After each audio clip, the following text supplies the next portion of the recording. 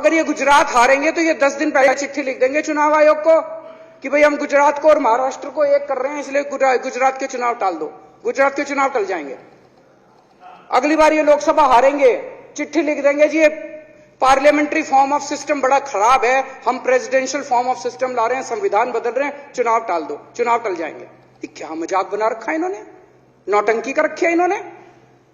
भारत जनतंत्र है, देश ये बर्दाश्त नहीं करने वाला जो इन्होंने नौटंकी कर रखी है। कहते हैं हम दुनिया की सबसे बड़ी पार्टी हैं, हम तो जी दुनिया की सबसे छोटी पार्टी हैं। फिर भी डर गए तुम लोग।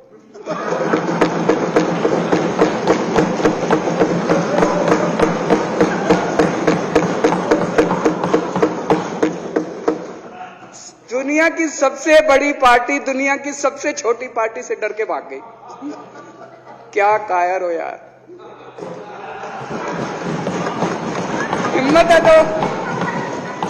हिम्मत है तो चुनाव लड़के दिखाओ बीजेपी वालों, मान जाएंगे तुम। हिम्मत है तो चुनाव लड़के दिखाओ। कहते हो 56 इंच का सीना है, नहीं तो मान लो 56 इंच का सीना नहीं है, झूठ। नहीं तो मान लो कुर्ते के नीचे 56 इंच का सीना नहीं है, झूठ है ये। कल मैंने देखा, आपको भी बुरा लगा, मैं आपके कमरे में जब चाय पीने आया आपने मेरे साथ अपना दुख शेयर किया कि जब एलजी साहब ने भाषण शुरू किया ये सारे खड़े हो गए नारे लगाने।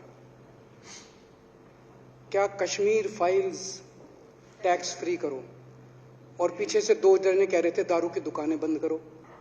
अब इनको भी नहीं पता आज नारे किस चीज के लगाने। ऊपर से आया तो था ऊपर से आया तो था, तो 2 जने कह रहे थे दारू की दुकान बंद करो, आगे वाले कह रहे थे कश्मीर फाइल्स टैक्स फ्री करो, फिर दूसरे वाले ने कहा बे आज कश्मीर वाला नारा लगाना है। तो जैसे रैलियां होती हैं उसमें कुछ टीवी वाले माइक लगा देते हैं कि हाँ जी किस लिए आए हो, तो वो यूं यूं देखता है किस लिए।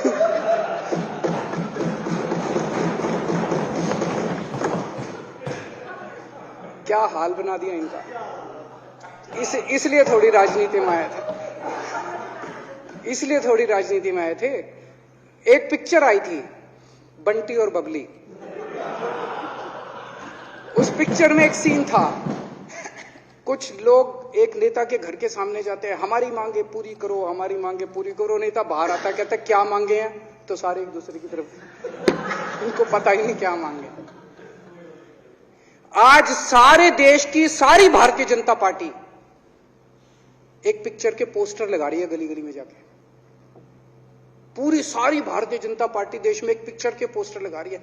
इसलिए राजनीति करने आए थे। पिक्चरों के पोस्टर, अपने बच्चों को क्या जवाब दोगे? घर जाके बच्चे पूछेंगे पापा क्या काम करते हो? पिक्चरों के पोस्टर लगाता हूं।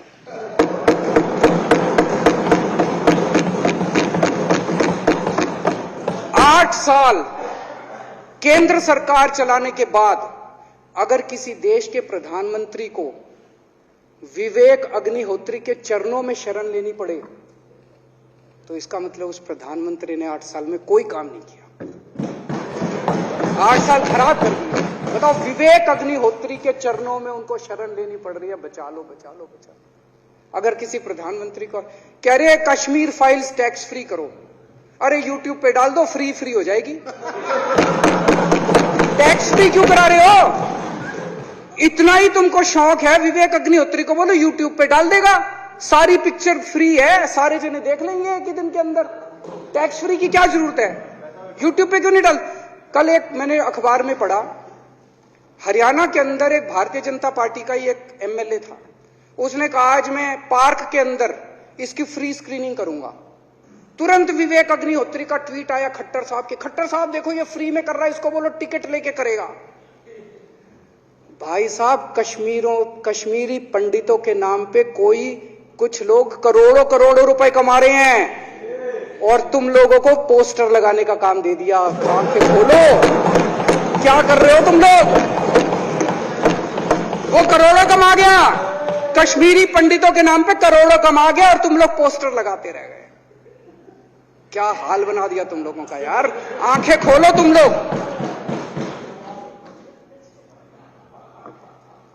भेड़ बकरियों की तरह हाँक रखा है पूरे बीजेपी वालों को।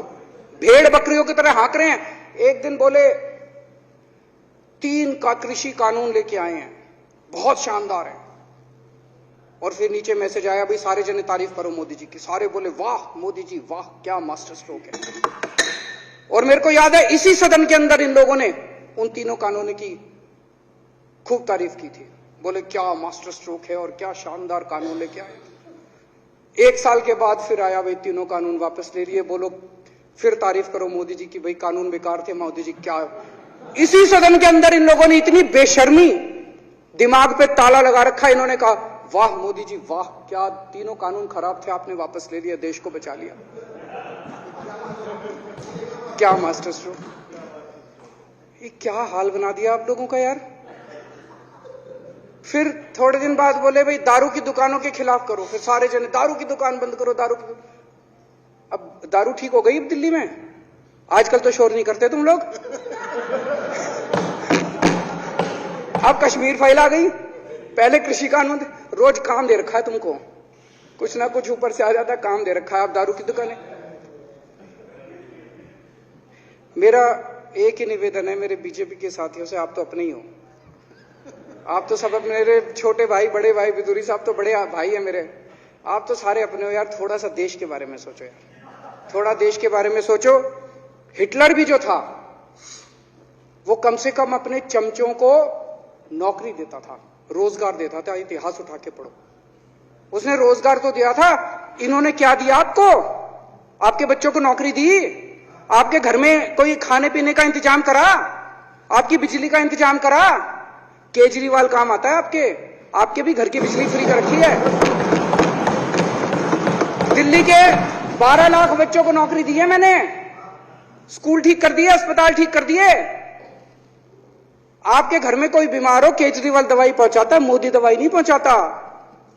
केजरीवाल काम आया। मैं बीजेपी के सारे कार्यकर्ताओं से कहना चाहता हूं, थोड़ा सा दिमाग खोलो। बीजेपी के सारे सपोर्टर्स को कहना चाहता हूं, थोड़ा सा दिमाग खोलो। ये भेड़ चाल बंद करो, भेड़ बकरियों की तरह हाँक रहे हैं ये आपको, ये सब बंद करो। दिमाग खोल के सारे जने बीजेपी छोड़ के आम आदमी पार्टी में आ जाओ।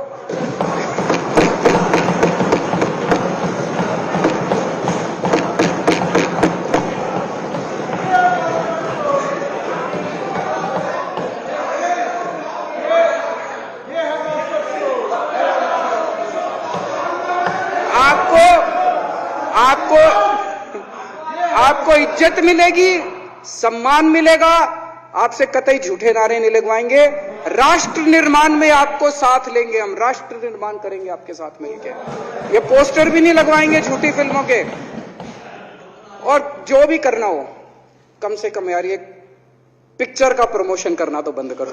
ये गंदे लगते हो तुम लोग, अच्छी शोभा नहीं देता आप लोगों को यार। आप अच्छे आदमी हो, कुछ करने आए थे राजनीति में, कहां पिक्चर के पोस्टर और प्रमोशन करने में लगा दिया। कल एलजी साहब की स्पीच पूरे देश ने सुनी। एलजी साहब को एक तरह से केंद्र सरकार का नुमाइंदा माना जाता है।